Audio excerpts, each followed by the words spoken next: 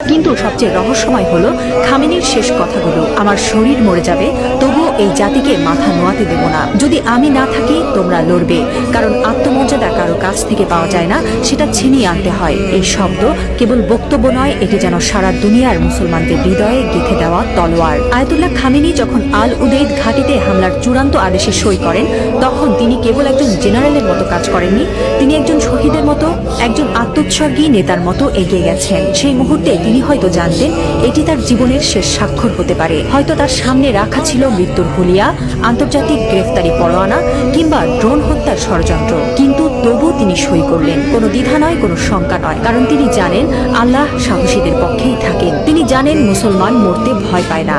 যারা আল্লাহর পক্ষে থাকেন তারা জানে মৃত্যু মানেই পরাজয় নয়, বরং আত্মত্যাগী বিজয়ের শুরু। এই একজন মানুষ এখন আর কেবল ইরানের নেতা নন, তিনি হয়ে উঠছেন সারা বিশ্বের মুসলিম উম্মার প্রতীক। একজন বিশ্বাসী, একজন অটল মুজাহিদ, একজন সাহসী পিতার মতো তিনি বলছেন, আমি থাকি বা না থাকি তোমরা লড়বে। হ্যাঁ মুসলিম উম্মাহ, তোমরা মাথা নিচু করো না। লা ইলাহা ইল্লাল্লাহ, আল্লাহ ছাড়া আর কোনো ইলাহ নেই।